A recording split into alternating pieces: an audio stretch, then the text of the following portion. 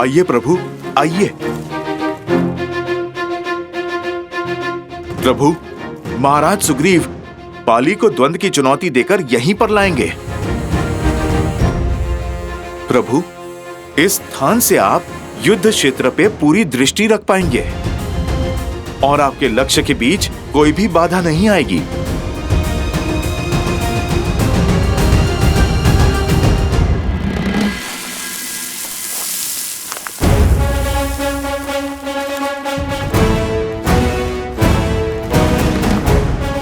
बाले,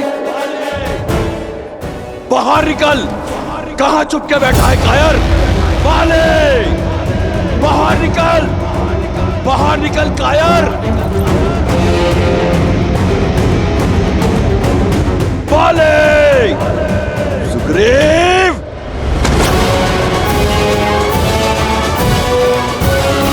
रुक जाइए स्वामी। मूर्ख मत बनो तारा। आज मृग स्वयं सिंह की गुफा में आया है। छोड़ो।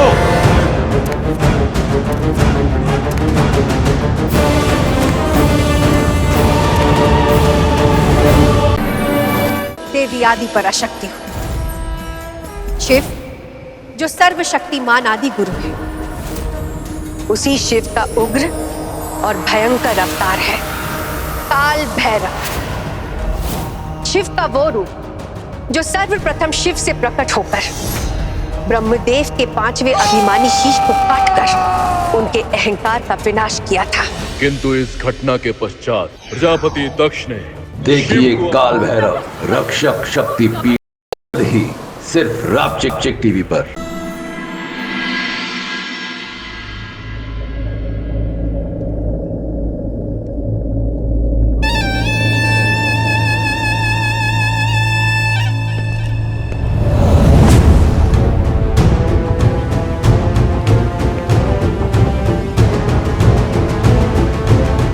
पिताश्री,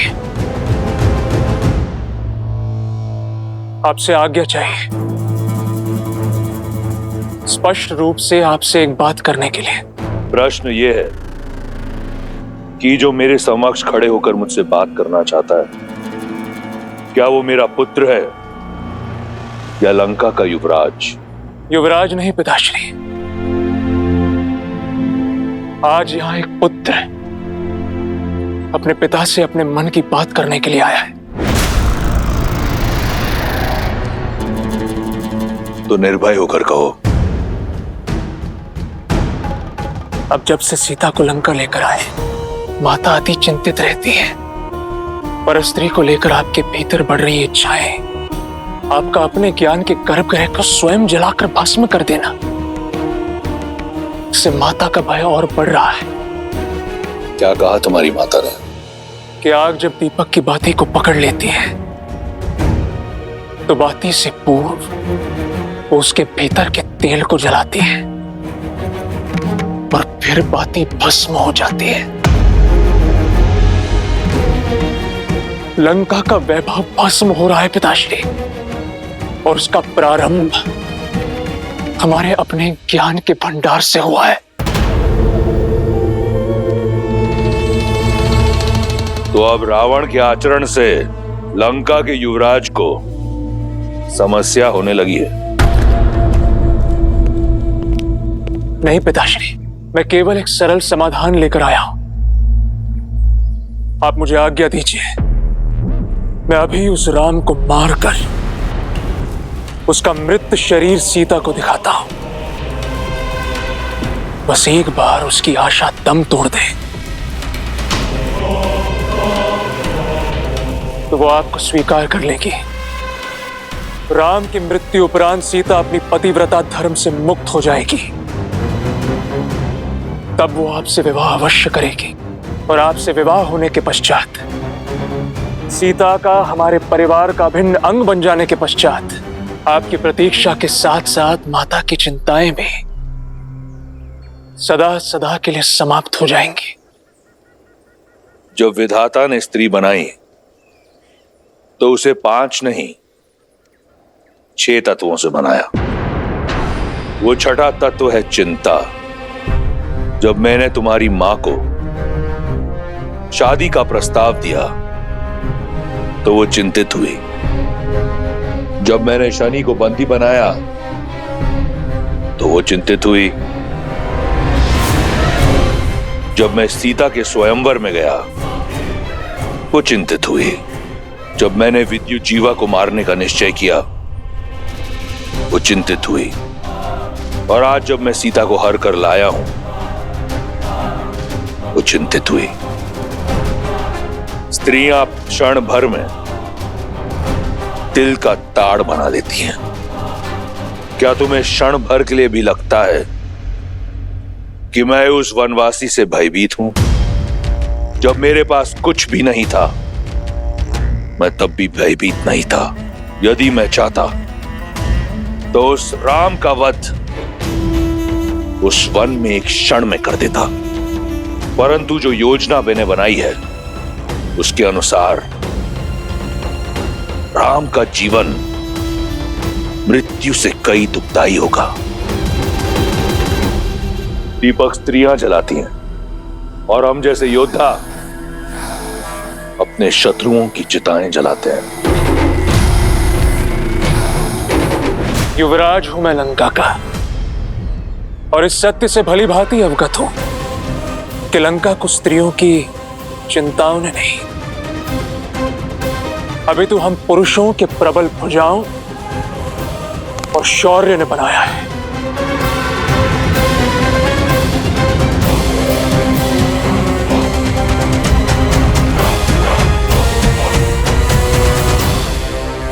वाले वाले अंगद, रुकिए प्रभु, ये कुमार अंगद हैं, बाली के पुत्र। महाराज सुग्रीव भी इन्हें अपने पुत्र की तरह मानते हैं। चाचा श्री प्रणाम। चाचा श्री यशस्वी भव। आप जानते हैं पिताश्री आपके प्राणों के प्यासे हैं। क्यों आए आप यहाँ? लौट जाइए चाचा श्री। लौट कर ही तो आया हूं।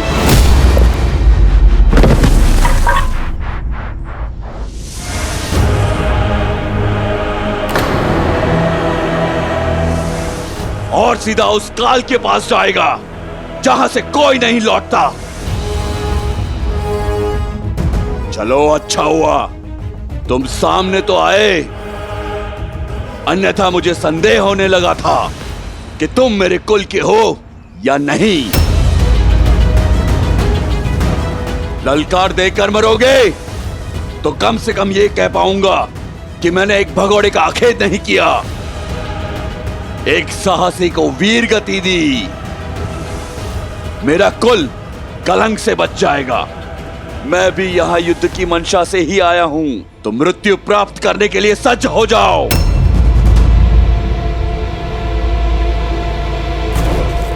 भागता कहां है कायर? आज तेरा अंत निश्चित है।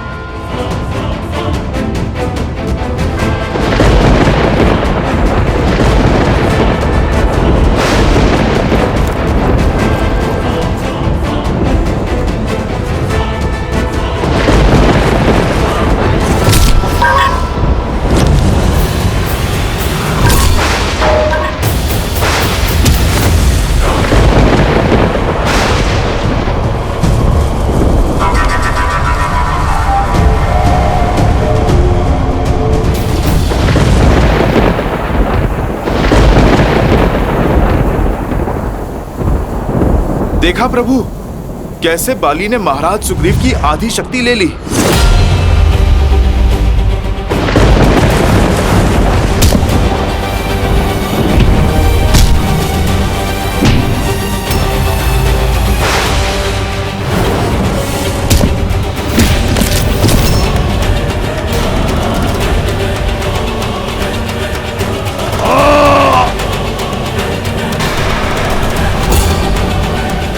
बस इतना ही, और बल लगाओ चित्कार में कायर, और चीखो।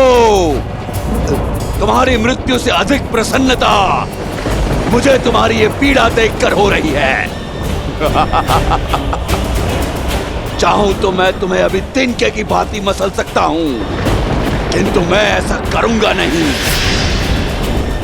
जाओ और दूषक की भांति जाकर छिप जाओ अपने बिल में।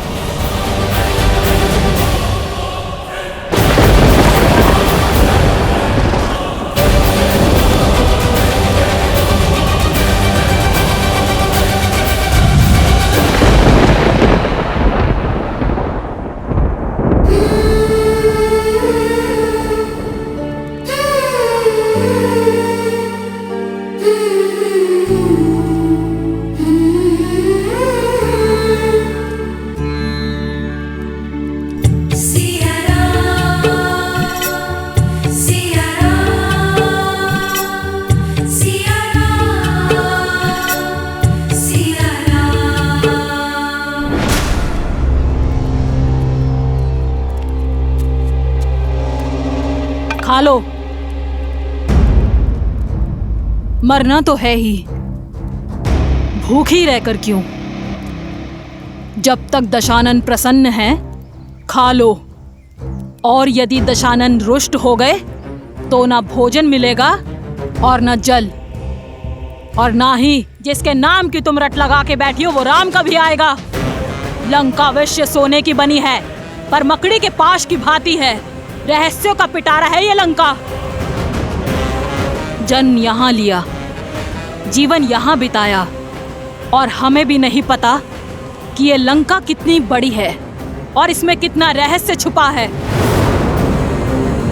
यदि तुम्हारा राम तैरते डूबते यहाँ तक आ भी गया तब भी तुम्हें खोज नहीं पाएगा। वो दशों लोकों के स्वामी लंकापति महाराज दशानन पधार रहे हैं।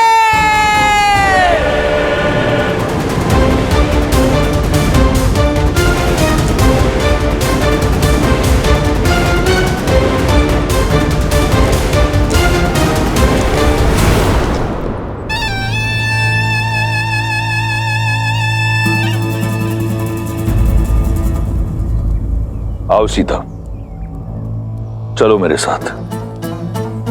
ये मेरा सबसे प्रिय अनुज, मेरा सबसे घनिष्ठ मित्र, मेरे पुत्र समान और मेरा सबसे विश्वासप्रद मंत्री विभीषण है।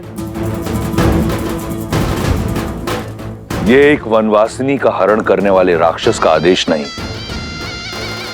लंकेश दशानन रावण का अयोध्या की महारानी से विनम्र निवेदन है।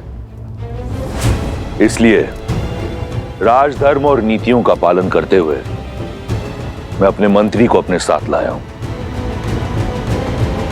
मिथिला नरेश की मैथिली हो तुम, अयोध्या की रानी हो तुम।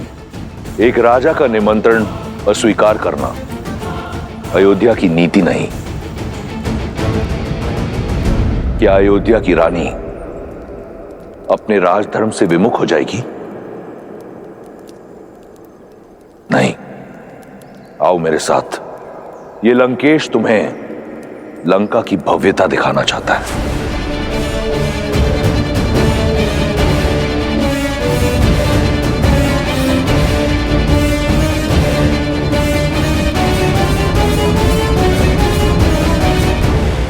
चलो।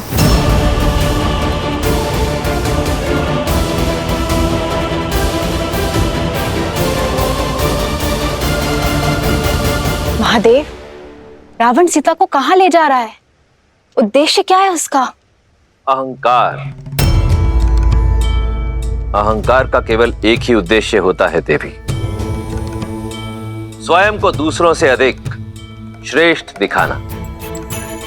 और रावण का प्रत्येक कर्म देवी सीता के समक्ष स्वयं को श्री राम से अधिक योग्य सिद्ध करने का प्रयास ही तो है, जिसमें वो सफल नहीं होगा। क्योंकि मन में मैल लेकर अनुचित कर्म करने का कितना भी प्रयास किया जाए, उसका फल कभी उचित नहीं होता। रही बात देवी सीता की, तो मिथिला से मिले संस्कार और अयोध्या की गरिमा को अपने आंचल में लपेटे प्रभु श्री राम से मिले प्रेम के बल के सहारे देवी सीता हर बाधा को पार कर जाएंगी। एक बात समझ नहीं आई महादेव, जिस राम नाम के सहारे सीता अयोध्या के राज धर्म का मान रखने के लिए रावण जैसे महापापी के साथ जा रही हैं, वही मर्यादा के पर्याय श्री राम ने अपना मित्र धर्म क्यों नहीं निभाया? बाली को मारने का वचन पूर्ण क्यों नहीं किया? मूक दर्शक बन सुग्रीव की व्यथा देखते रहे। क्यों महादेव, क्यों? देवी अत्यंत व्यथित प्रतीत होती हैं। मर्यादा पुरुषोत्तम है श्री राम, और मर्यादा पुरुषोत्तम की मर्यादा पर कभी संदेह नहीं करते देवी। श्री राम जो भी करते हैं उसके पीछे सदैव एक बड़ा उद्देश्य छिपा होता है। सुग्रीव की सहायता क्यों नहीं की, इसका उत्तर भी शीघ्र मिल जाएगा।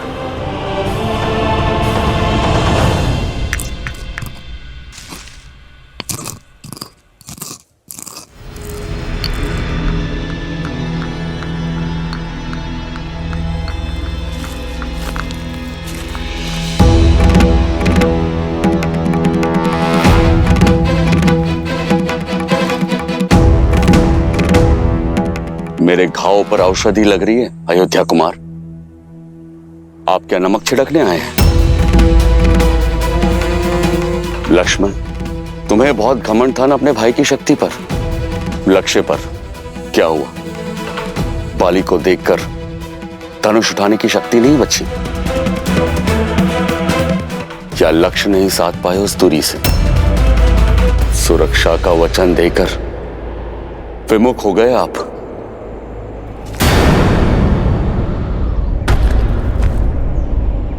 पर आपका भी क्या दोष? बाली के बल से बड़े बड़े योद्धा भी भयभीत हो जाते हैं। आपके हाथ भी भय से कांप गए होंगे। सीमा मत लांघिए वानर राज। भूलिए मत, जिन पर लांछन लगा रहे हैं वो रघुवंशी दशरथ नंदन श्री राम हैं, जिनके शौर्य का तेज ढक सके ऐसा मेघ अब तक जन्मा नहीं है। शांत हो जाओ लक्ष्मण। मेरे मित्र को उल्हाना देने का पूरा अधिकार है। तन की पीड़ा से अधिक मन की पीड़ा का बाहर निकलना आवश्यक है। धैर्य रखिए महाराज। जिनका जन्म ही उद्देश्य पूर्ति के लिए हुआ है, वो बिना उद्देश्य कुछ नहीं करेंगे। महाराज, यदि प्रभु ने बाण नहीं चलाया तो उसका कोई कारण अवश्य होगा। क्या कारण होगा हनुमान? और अब क्या मैं अपने मन की व्यथा तक नहीं कह सकता? आप पर आपकी मित्रता का विश्वास का मोल अपने जीवन से चुकाना पड़ सकता था मुझे। ऐसी होती है मित्रता। सच्ची मित्रता तो वो है जो अपने मित्र को हानि से बचाए, उसके प्राण की रक्षा करे, ना ही उसके प्राणों का संकट बन जाए। मित्र, मैंने बाण इसलिए नहीं चलाया मित्र, क्योंकि तुम्हारे प्राण रक्षा करना चाहता था। धनुष मैंने अवश्य उठाया था, लक्ष्य भी साधा था। ना अपना वचन भूला हूं मित्र, और ना ही बाली से भयभीत हुआ हूं। हाँ, भ्रमित अवश्य हुआ हूं। मुझे ये ज्ञात ही नहीं था मित्र कि आप दोनों भाई दिखने में बिल्कुल एक समान हैं। आप दोनों का रूप रंग, भाव भंगिमा, आकार विकार, नाक नक्श इतने समान हैं। ये सत्य है मित्र कि मैं ये निर्णय ही नहीं कर पाया कि आप दोनों में से कौन बाली है और कौन सुग्रीव।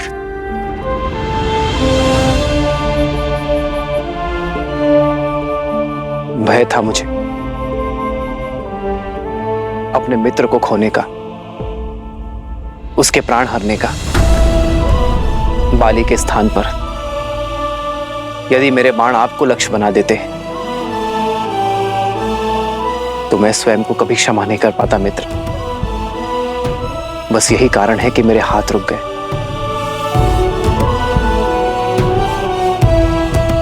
आपके दुख का आभास है मुझे मित्र। मेरे कारण आपके तन और मन को जो पीड़ा सहनी पड़ी है, उसके लिए मैं क्षमा प्रार्थी हूं मित्र।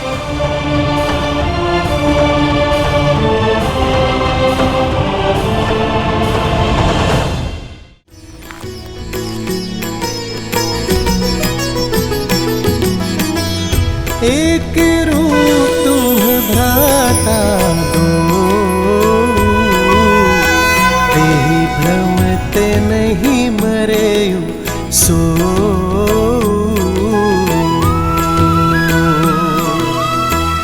कर पर सासु ग्रीव शरीरा, तनु भाकुलिस गई सब पीरा।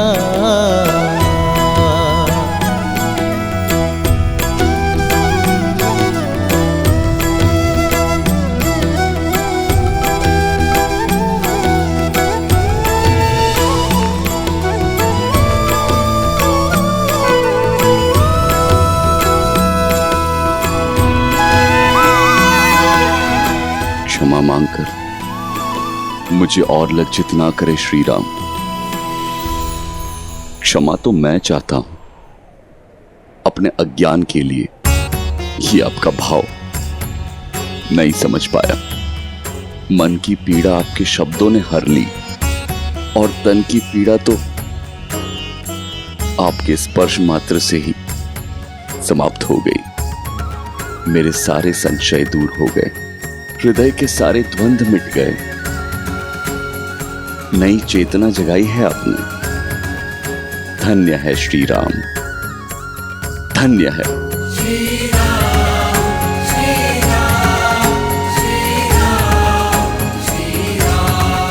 बताइए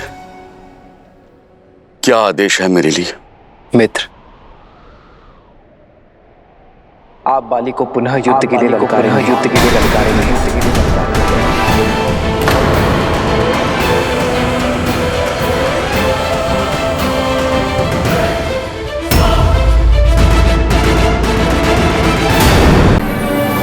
देवी आदि पराशक्ति हूं। शिव जो सर्वशक्तिमान आदि गुरु है, उसी शिव का उग्र और भयंकर अवतार है काल भैरव।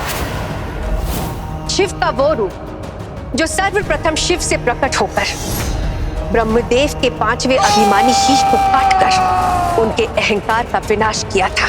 किंतु इस घटना के पश्चात प्रजापति दक्ष ने देखिए काल भैरव रक्षक शक्ति पीठ ही सिर्फ रापचिक चिक टीवी पर।